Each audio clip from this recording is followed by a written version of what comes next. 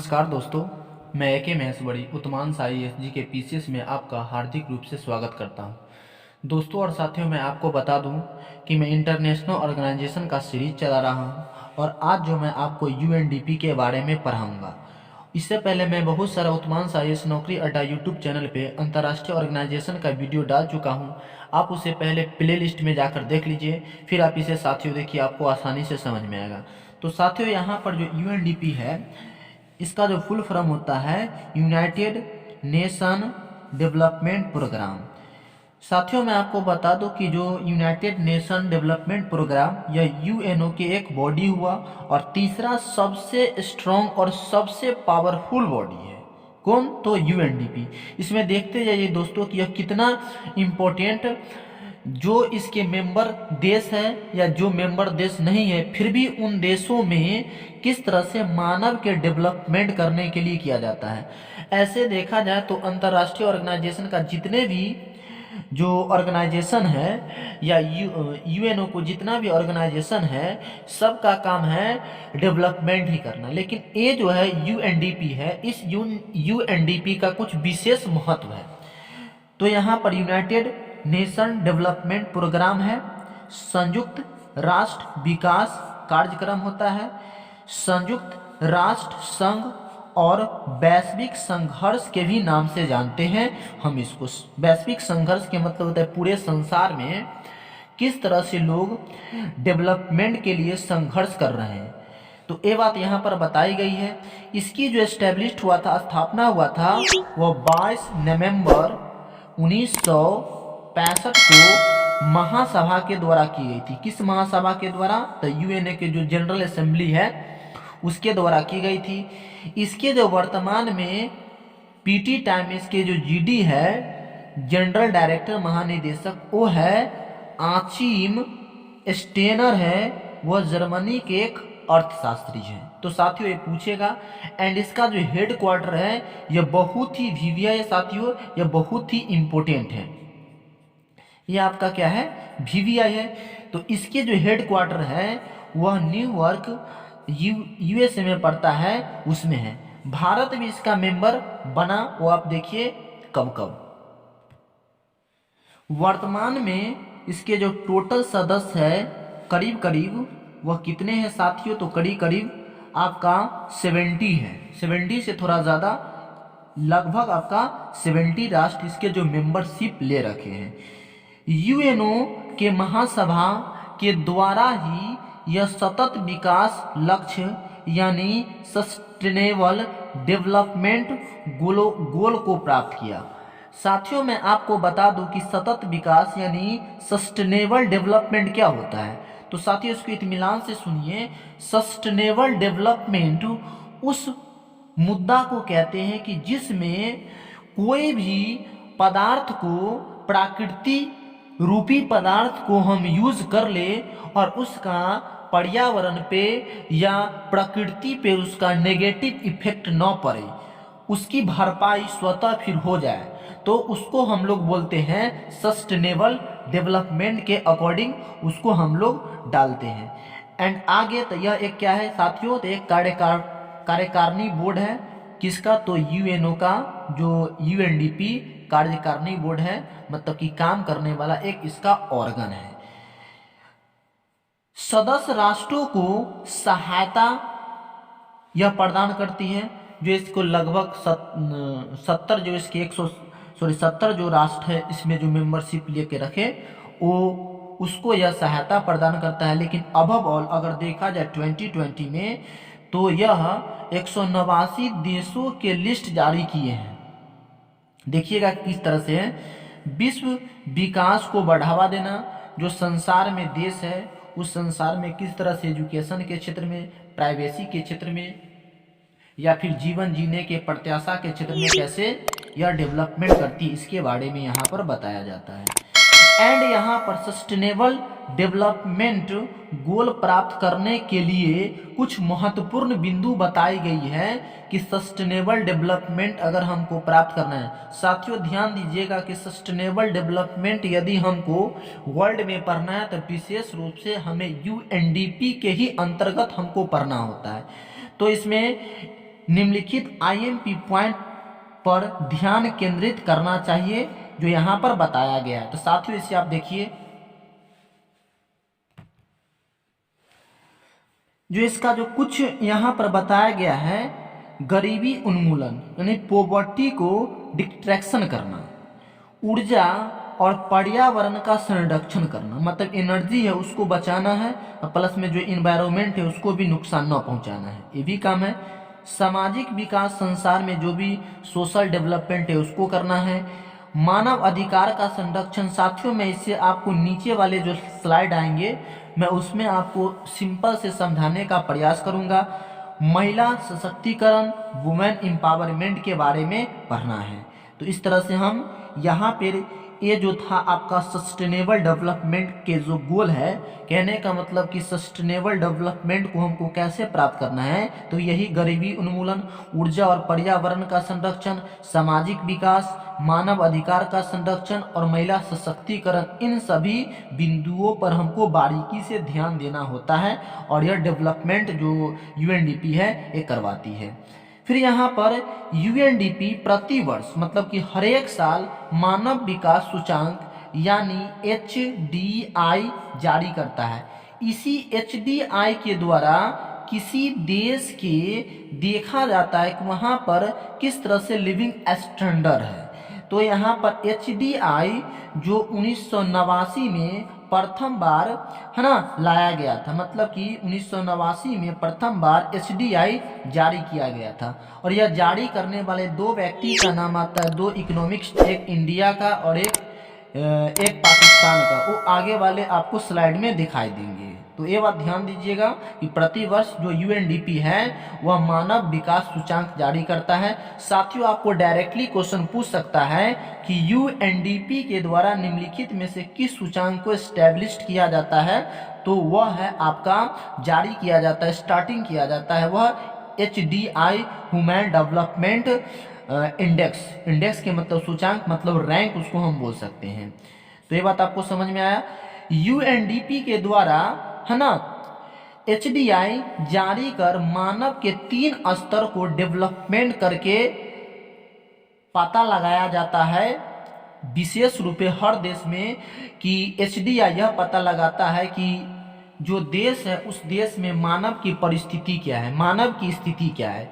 और एचडीआई जो अमर्त्य सेन पाकिस्तान के और महबूब उल हक जो वो अमर्त्य सेन इंडिया के और महबूब हक पाकिस्तान के दो इकोनॉमिक्स स्टार्ट किए थे और इसको जारी किए थे 1990 के दशक में। विशेष रूप से आपको नेक्स्ट स्लाइड में इसके विस्तृत रूप को मैं साथियों आपको बताऊंगा। एंड उस देश में आर्थिक या पैसा नहीं देखा जाता है, कहने का मतलब कि यदि अमेरिका है तो अमेरिका के पास तो बहुत सारा पैसा है, वह दुनिया के रिचेस्ट टॉप कंट्री नंबर में आता है, लेकिन वह एचडीआई में क्यों नहीं, वो उसमें टॉप लेवल पे है।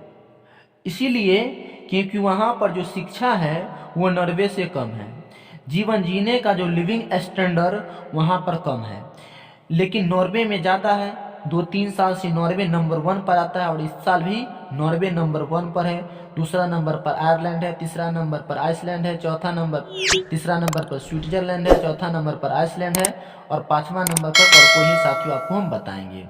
तो इस तरह से बल्कि जीवन प्रत्याशा, एजुकेशन, प्रति व्यक्ति आय को देखा जाता है। सिर्फ उस देश में कितना पैसा है एक्स्ट्रा ये बात पर निर्भर नहीं करता है।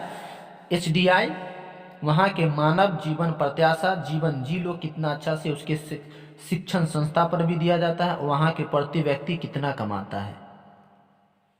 तो यहाँ पर फिर हम देखते हैं कि जो एचडीआई को 2 अर्थशास्त्री ने तैयार किए थे। जो किसी भी देश के डेवलपमेंट होने के लिए कुछ एक पैमाना चाहिए, स्टैंडर्ड चाहिए, तो 2 अर्थशास्त्री ने इसके मिलकर तैयार किया था। एक जो मेरा इंडिया के थे अमर्त्य सेन साहब और एक जो पाकिस्तान के थे महबूब उल हक थे। और यह जो एचडीआई को स्टार्ट किए थे 1990 में। तो क्वेश्चन यहाँ पर आपको हूबहू पूछ सकता है साथियों कि एसडीआई को जारी करने वाला या एसडीआई को लाने वाला या बनाने वाला या एस्टेब्लिश करने वाला व्यक्ति कौन? तो एक अमर्त्य सेन इंडिया से और एक आपका पाकिस्तान से महबूल हक। कब? तो 1990 में। दोनों अर्थशास्त्रियों ने एचडीआई मापने के लिए 3 है ना इंडिकेट स्टार्ट किए, मतलब कि स्टैंडर्ड को बनाया। कहने का मतलब कि यदि हमें चावल गेहूं अगर मेजरमेशन करना है तो उसके लिए कोई ना कोई तराजू चाहिए, गैस मापना है तो उसके लिए कोई ना कोई वो जो होता है वो स्प्रिंग वाला खींचने वाला तुला चाहिए।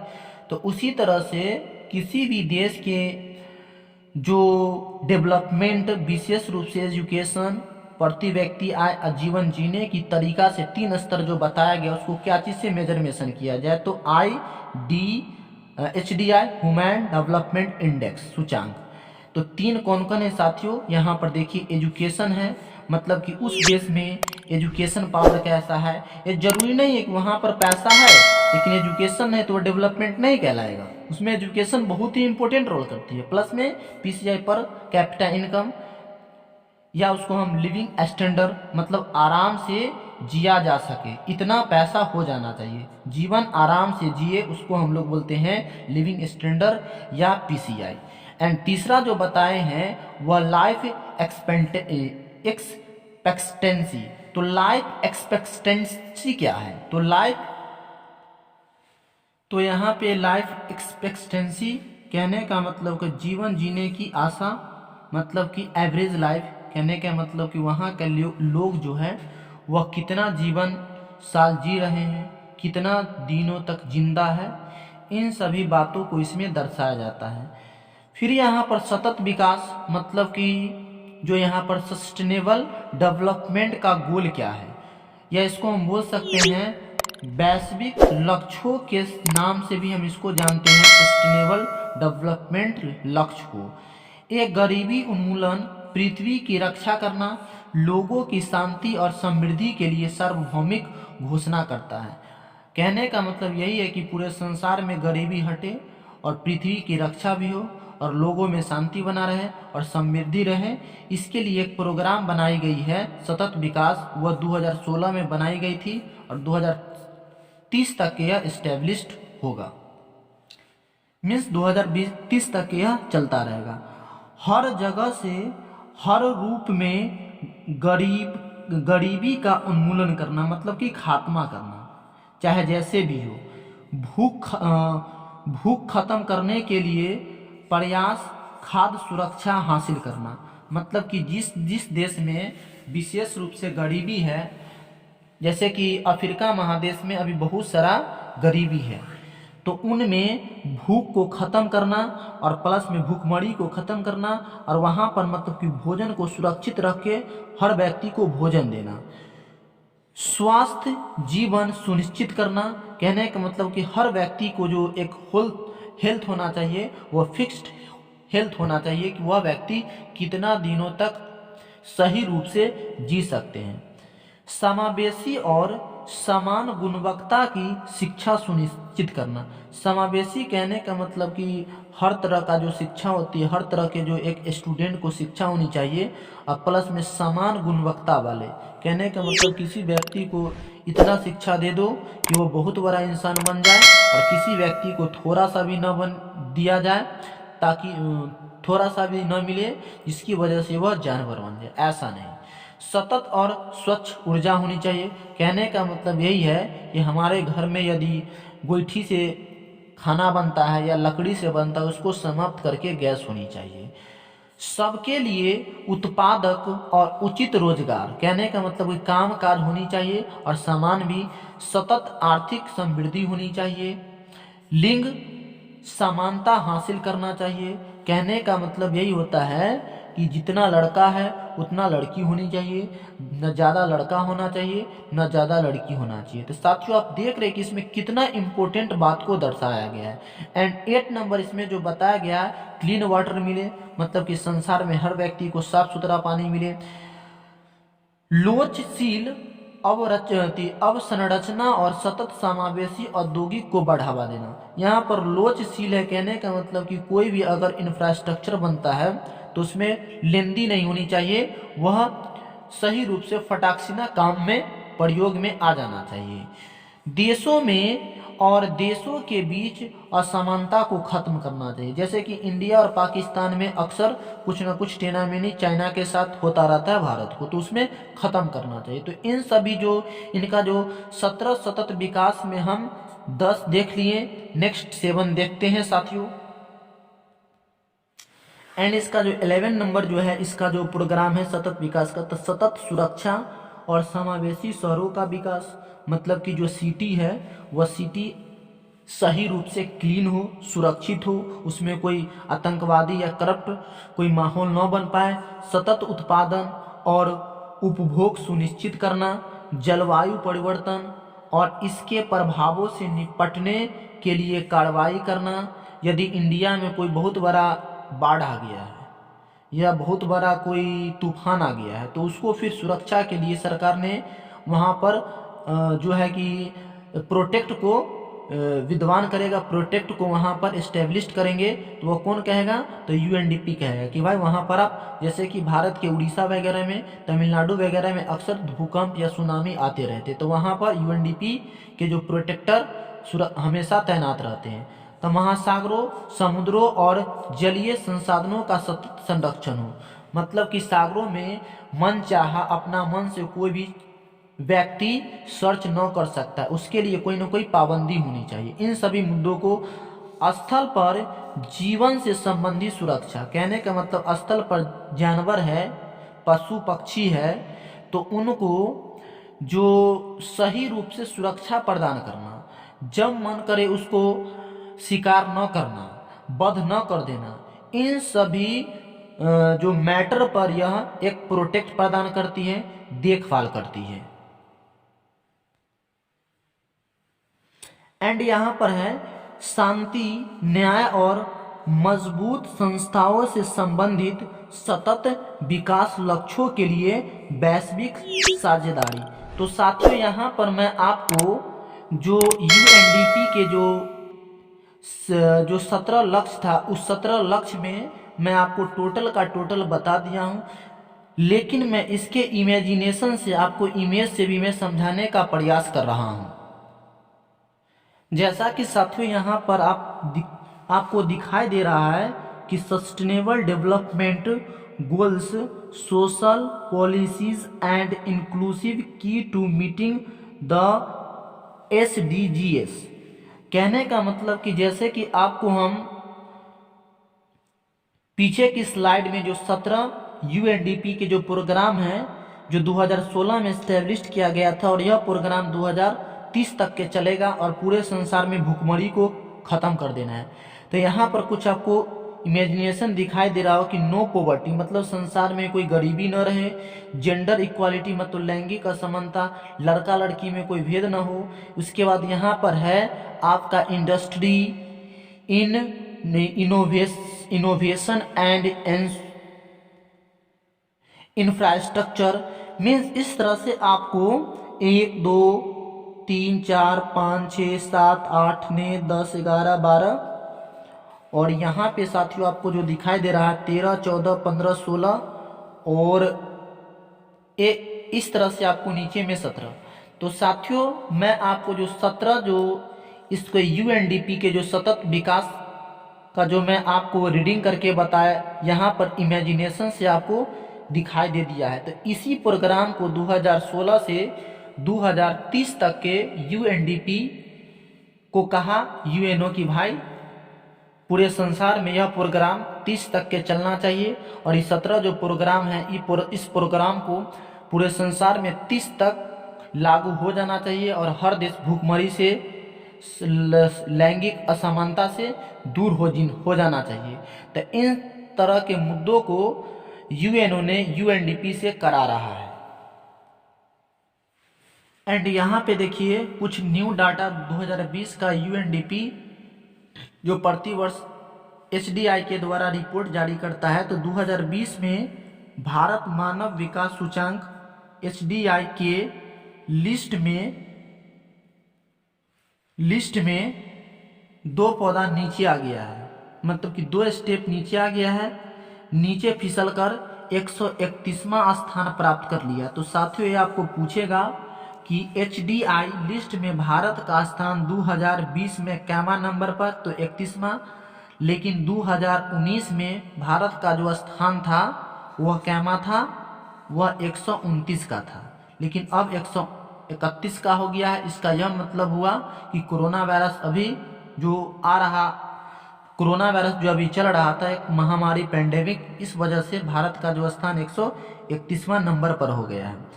यह जो पूरे रैंक प्राप्त हुआ है भारत को 131 189 देश में प्राप्त हुआ है। 189 पूरे लिस्ट संसार में एस्टेब्लिश किया गया था, जारी किया गया था HDI के द्वारा, UNDP के तहत। उसमें भारत का जो स्थान 131 नंबर पर है, जबकि पाकिस्तान का जो स्थान है 154 नंबर पर। मतलब कि पाकिस्तान का जो स्थान भारत से बहुत ही नीचे है, 72 है।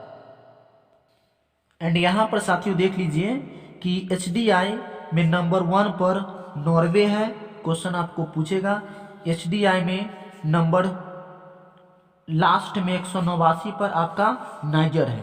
HDI में नंबर 2 पर आपका आयरलैंड है। HDI में नंबर 3 पर आपका स्विट्जरलैंड है। HDI में नंबर 4 पर आपका हांगकांग है।